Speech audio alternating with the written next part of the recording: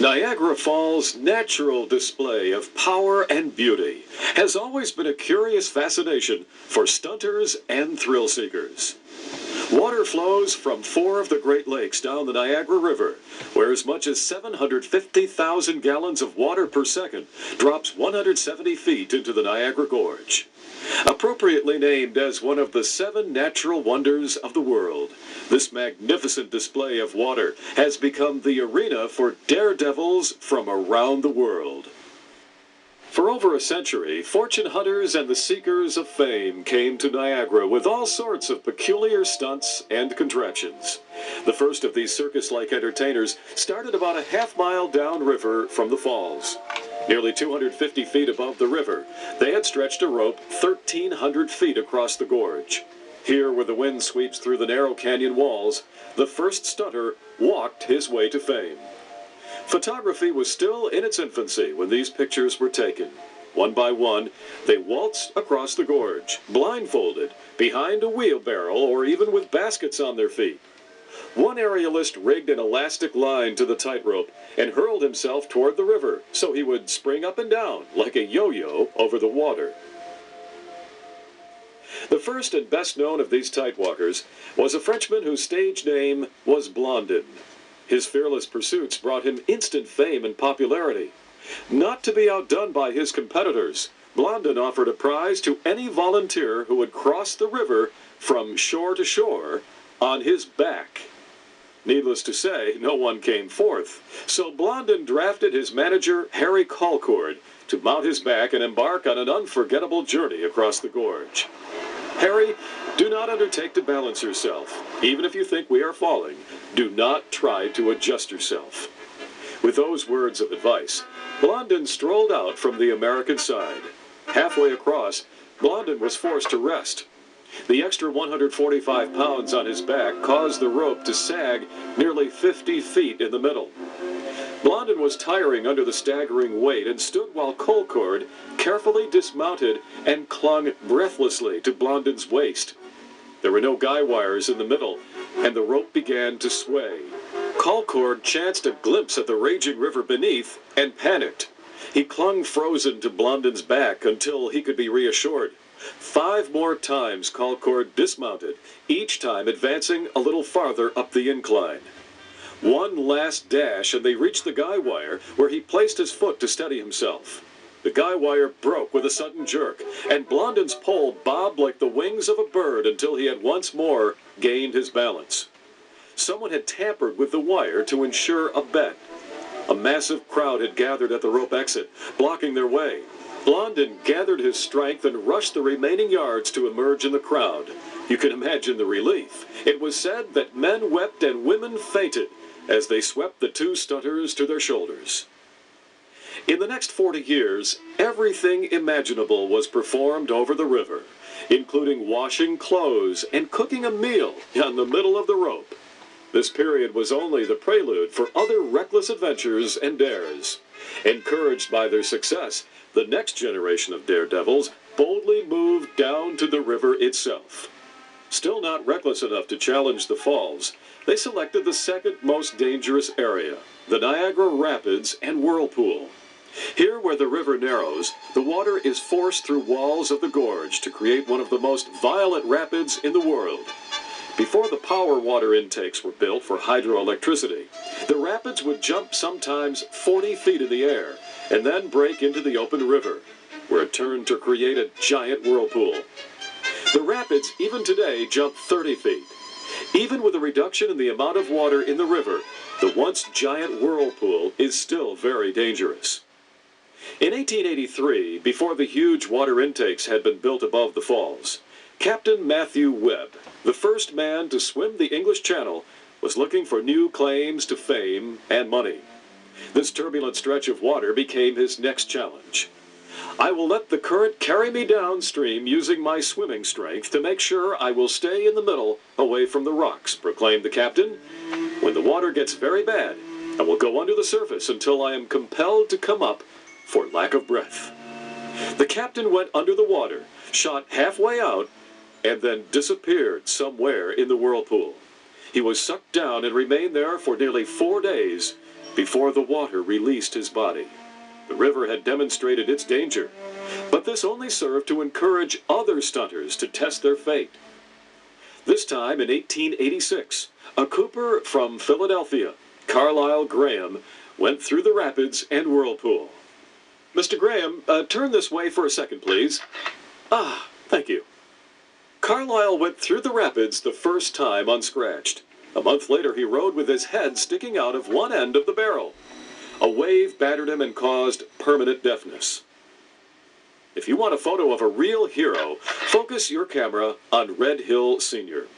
Although Red is credited with riding the rapids 4 times and swimming across the river above the rapids, it was his courage in saving 26 people and recovering 177 bodies from the river that made him famous.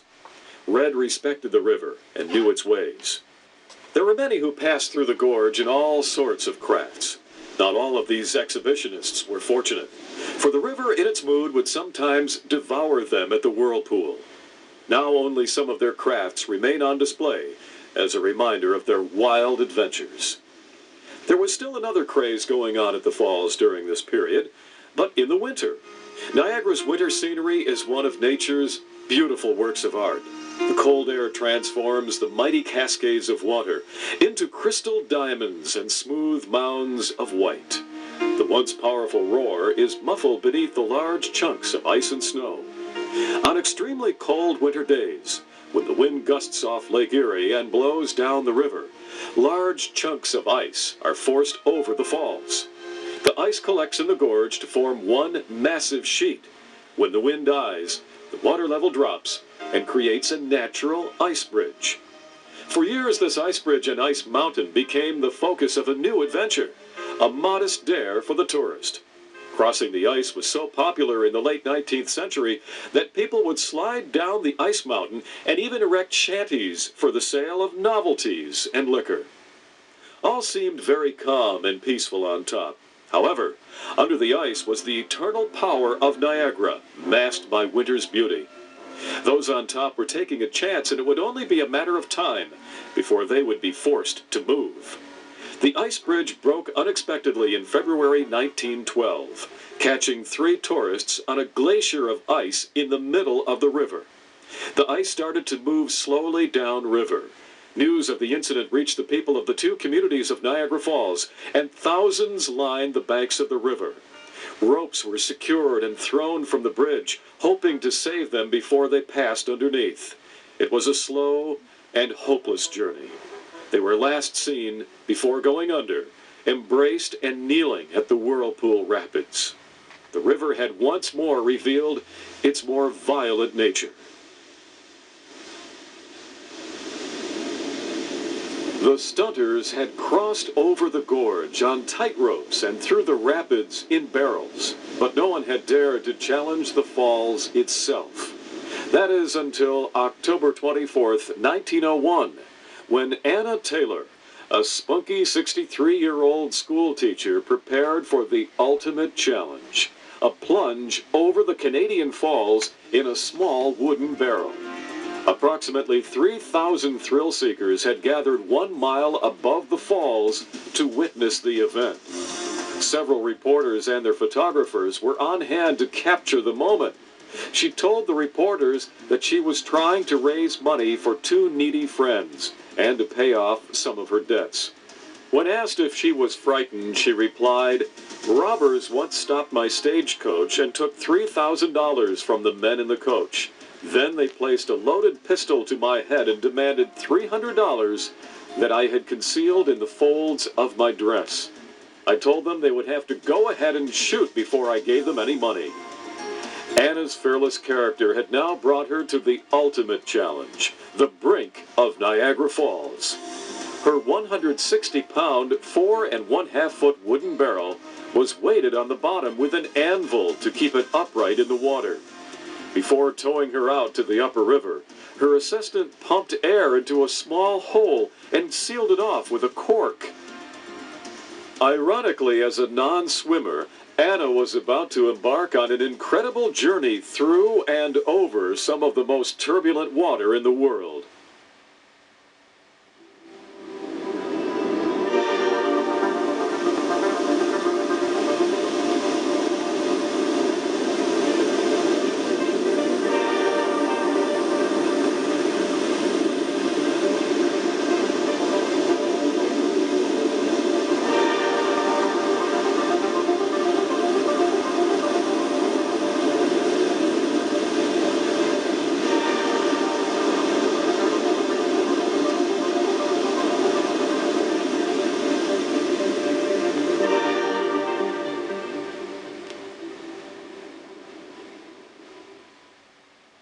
Miraculously, the barrel was not smashed open on impact. After considerable tumbling at the base of the falls, it eventually popped free and floated to the rocky shoreline across from the American Falls. There, her assistant pulled the barrel to shore, where a small crowd anxiously awaited to see if she had survived. The lid was opened, and someone shouted, "My God, she's still alive."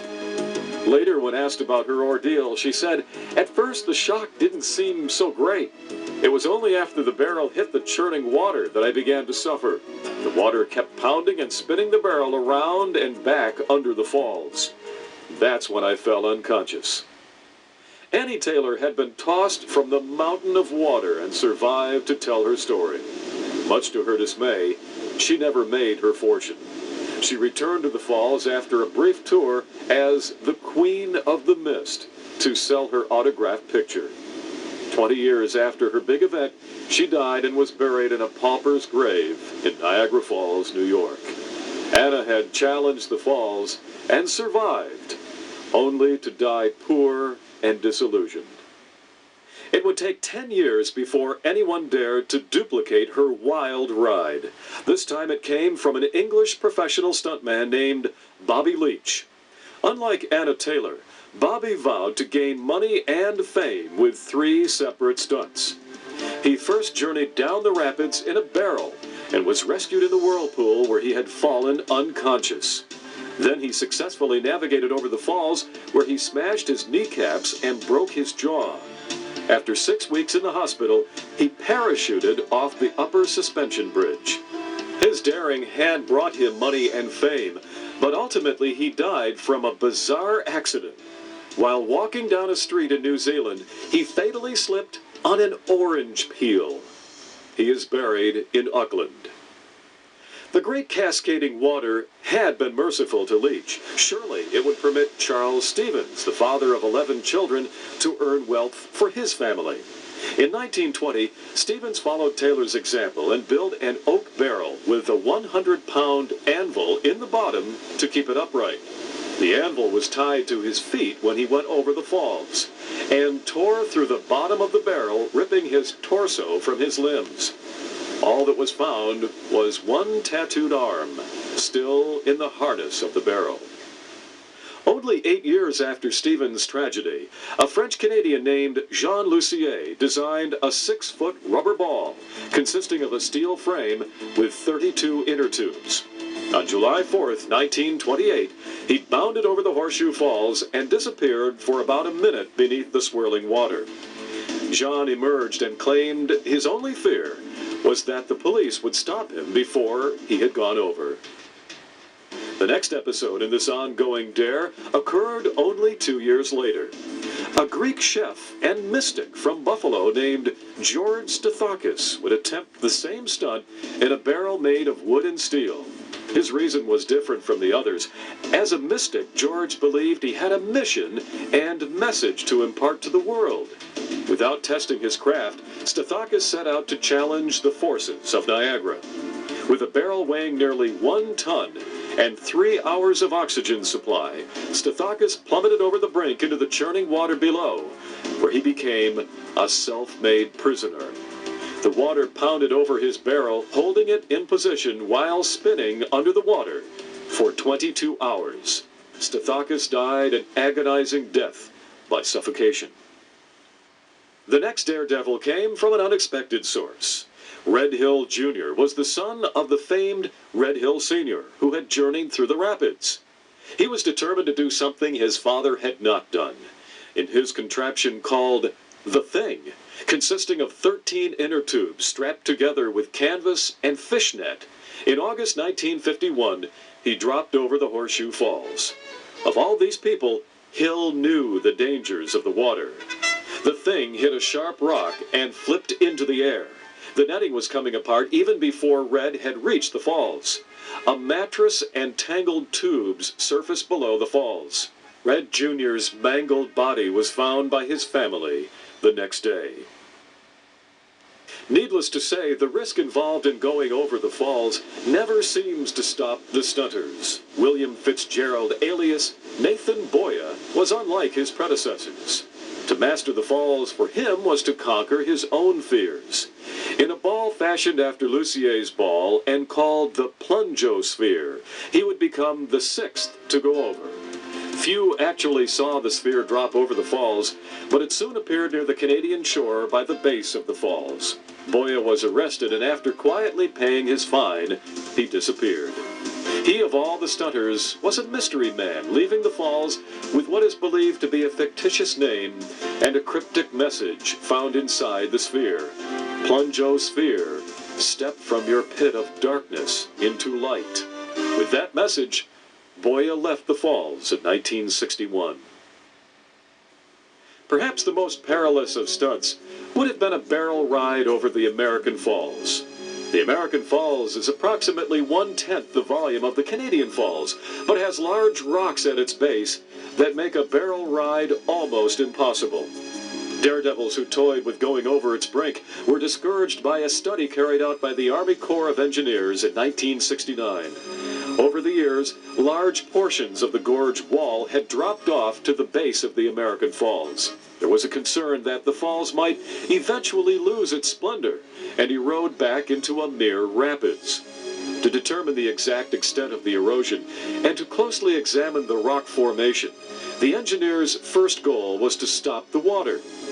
By gradually building and extending a dam of dirt and rocks above the American Falls, they were able to divert all of the water over to the Canadian Falls. The findings of the study determined that it would be too expensive to remove the boulders, and was therefore decided to let nature take its course. In more recent years, some of the stunters of Niagara have become more sophisticated in their attempts to go over the falls. Knowledge of the river's flow, underwater rock formations, and improved material and engineering of barrels have reduced some of the hazards since Anna Taylor's first wild plunge.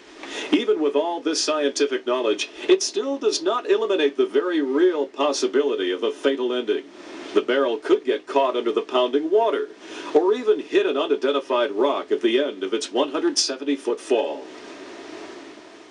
Karl Suchek, however, was willing to take that gamble on July 2nd, 1984. He became the 8th to go over in a barrel. His barrel was 8 feet 7 inches long and 5 feet in diameter. It was made with inner tubes enclosed in a polyurethane shell with a sheet metal skin. Standing next to his barrel, the 37-year-old Czechoslovakian immigrant to Canada tells about his experience. Well, it was a sensation of free falling, just like falling out of the aeroplane before you would open the parachute. And when I hit a barrel, of course, first it was rapid acceleration, and then there was a rebound. Now, I didn't hit any rock, but what happened during that rebound, I had my harness suspended from my inner tubes and inside of the barrel, and when the acceleration dissipated, I was slingshotted toward the top of the barrel, and then my hand slipped toward my face, and the instruments I was wearing on my wrist struck me in my face. I knew about Niagara Falls since I was a little kid back in Europe, in Czechoslovakia, and everybody knew about Niagara Falls, and this kind of stunt was not really considered a stunt. It's a kind of history, undertaking feat. Yeah, and that is one of the reasons I want to do it. I wanted to be part of the history, and I am part of the history, and gonna be in history books, and nobody gonna take that away from me. Karl died the next year in Texas while attempting to drop from the ceiling of the Astrodome into a tank of water. The barrel hit the side of the tank, and Karl was killed. On August 18, 1985, Stephen Trotter was the youngest of the Daredevils to attempt a ride over the falls in a barrel. It was like an elevator ride with no cable, he said, of the 170-foot plunge. His barrel was a modified pickle barrel, wedged inside 2 truck inner tubes with layers of fiberglass and foam to protect him.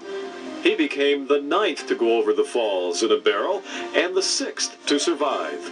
He said the trip was made for his own satisfaction and to help him secure work as a professional stunter. On September 27, 1989, two Niagara Falls, Ontario residents, Peter DiBernardi and Jeffrey Petkovich, were the first to go over the falls in a two-man barrel.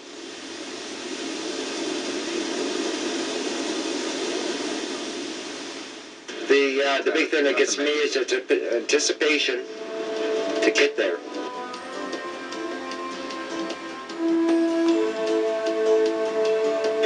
Once we feel that we hit that water, we've made it. Okay. Because the rest, to the good crew we had and good constructors, are never going to make it. The biggest concern at this point is to get it into the water. The only concern I got was getting out of that thing and get off to the party.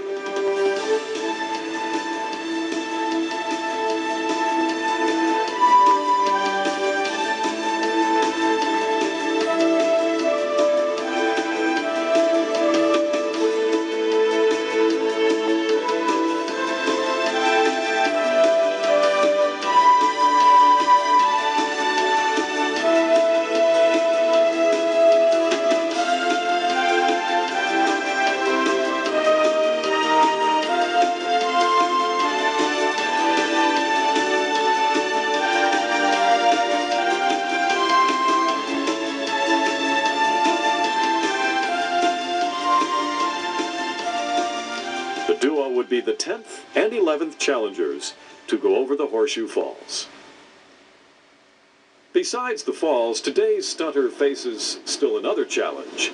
Since 1990, the fine for stunting was raised from $500 to $10,000. Park police have been more alert to any such barrel assault or stunts on the river. For the Daredevil, the idea is to surprise the authorities and get the barrel in the water before they are stopped and thus arrested. The stunts performed by a Caister Center, Ontario diesel mechanic named Dave Monday typify these cat-and-mouse maneuvers more than any of the other stunters. Monday's first attempt was thwarted by authorities when his barrel was lassoed and pulled out of the river. His second attempt on October 26, 1985, was to be a more direct approach down near the brink of the falls.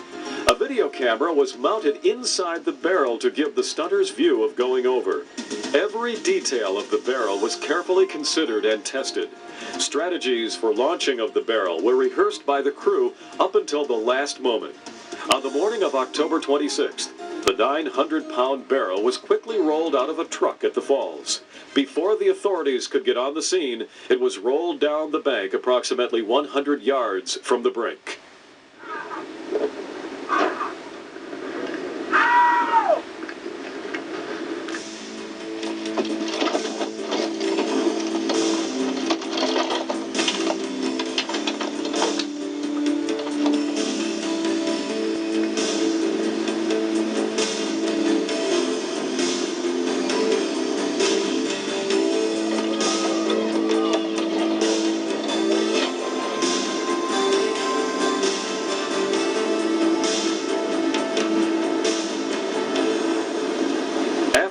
Monday remarked that I had counted 1001, 1002, 1003, and bang!